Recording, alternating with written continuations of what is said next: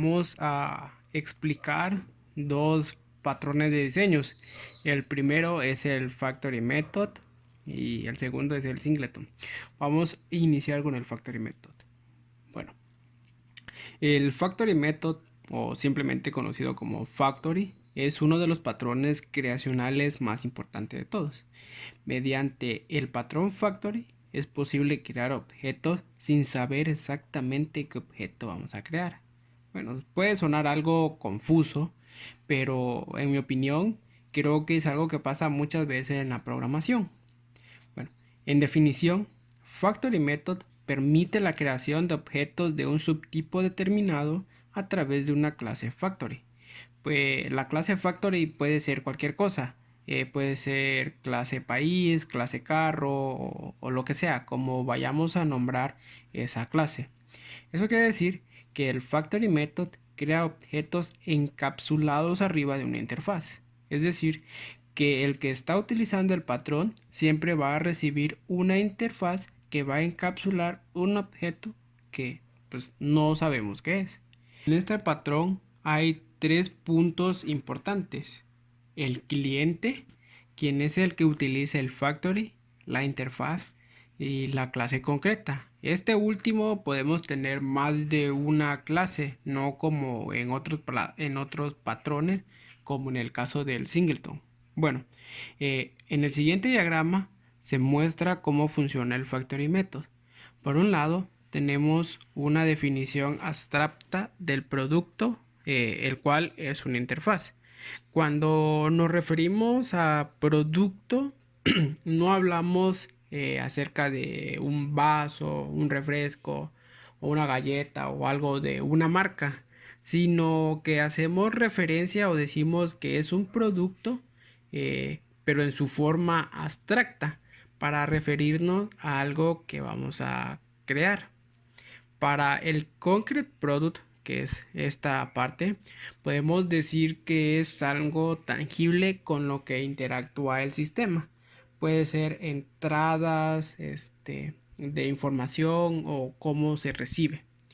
Bueno, para entender mejor la situación de dónde y cómo se debería utilizar y las ventajas que proporciona este patrón, pues vamos a ver un ejemplo, un ejemplo sencillo de un problema y cómo se soluciona utilizando el Factory Method. Para empezar, vamos a tomar el ejemplo de una moto. Pues tenemos una moto y la utilizamos para irnos de viaje, para salir, para ir de un lugar a otro. Pero tenemos la problemática que la única forma de conseguir una moto es que nosotros mismos la armemos. Tendríamos que ensamblar todas las piezas, que en conjunto forman la moto para que así podamos tener la moto.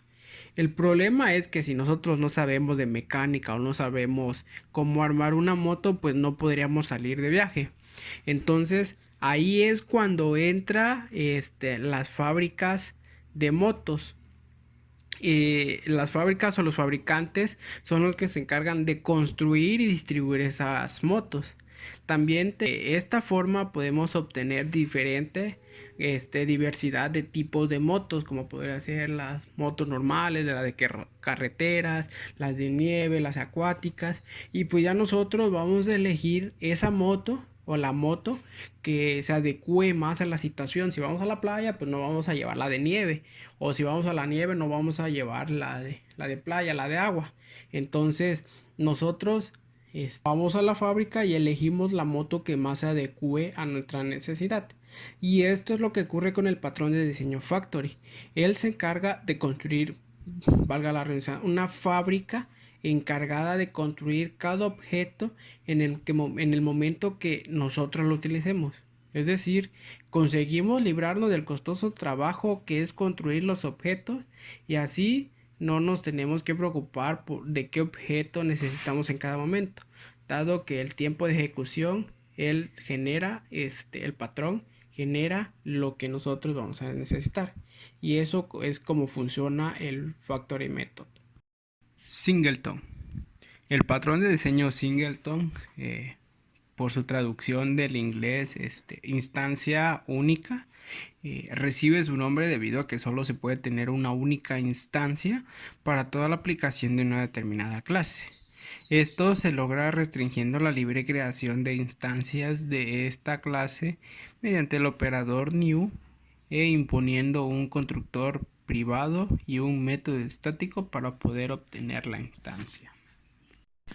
Utilizaremos este patrón únicamente, como ya se había mencionado antes, cuando por alguna razón necesitemos que exista solo una instancia o un objeto de una determinada clase. Dicha clase se creará de forma que tenga una propiedad estática y un constructor privado, igual como ya se había mencionado antes, así como un método público estático que será el encargado de crear la instancia. Ojo, siempre y cuando no exista. Esa es una condición que se debe cumplir. Si ya existe, pues omitimos ese paso y se trabajaría nada más con eso.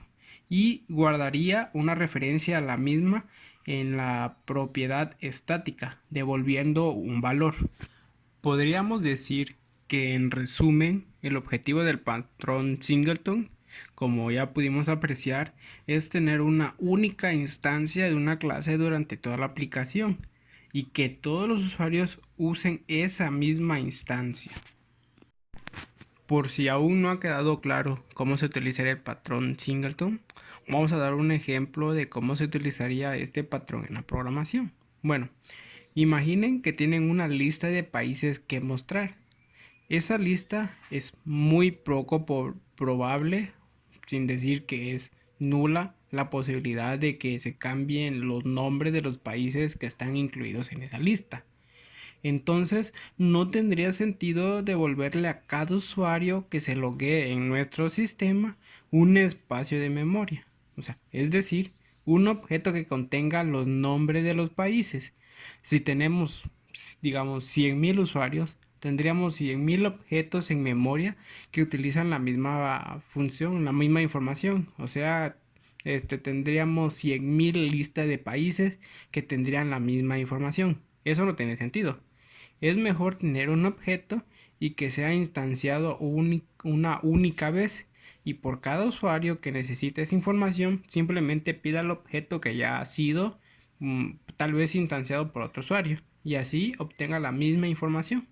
Entonces 100.000 usuarios usarían un único mismo objeto y así evitaríamos el uso de memoria innecesario.